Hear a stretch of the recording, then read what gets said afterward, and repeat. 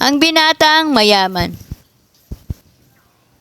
May isa namang lalaking lumapit kay Jesus at nagtanong, "Guro, anong mabuting bagay ang dapat kong gawin upang makamtam ko ang buhay na walang hanggan?" Sumagot si Jesus, "Bakit mo ako tinatanong kung ano ang mabuti? Iisa lang ang mabuti, ngunit kung nais mong magkamit ng buhay na walang hanggan, sundin mo ang mga utos ng Diyos." "Alin sa mga iyon?" tanong niya.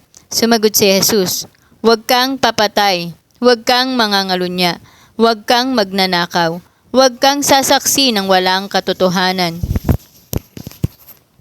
Igalang mo ang iyong ama at ina, at ibigin mo ang iyong kapwa gaya ng pag-ibig mo sa iyong sarili."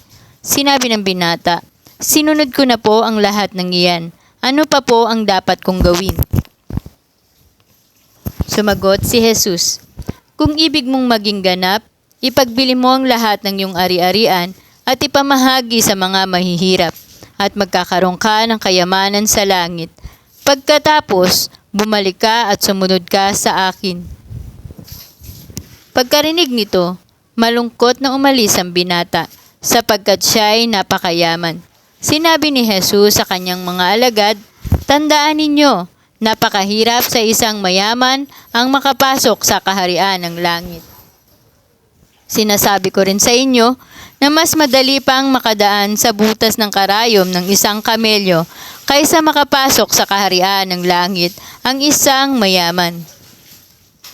Lubang nagtaka ang mga alagad sa kanilang narinig, kaya't nagtanong sila, "Kung gayon, sino po ang maliligtas?" Tiningnan sila ni Jesus at sinabi, "Hindi ito magagawa ng tao, ngunit magagawa ng Diyos ang lahat ng bagay." Nagsalita naman si Pedro, "Tingnan po ninyo, iniwan namin ang lahat at kami sumunod sa inyo. Ano po naman ang para sa amin?" Sinabi sa kanila ni Jesus, "Tandaan ninyo, kapag naghahari ang Anak ng Tao sa kanyang trono ng kalulwatian sa bagong daigdig, kayong sumunod sa akin ay uupo din sa 12 trono upang mamuno sa 12 lipi ng Israel. Kapag iniwan ni Numan ang kanyang tahanan, mga kapatid na lalaki at babae, ama, ina, asawa, mga anak o mga lupain alang-alang sa akin, ay tatanggap siya ng 100 ibayo at pagkakalooban siya ng buhay na walang hanggan. Ngunit maraming nauuna na magiging huli at maraming mahuhuli na mauuna."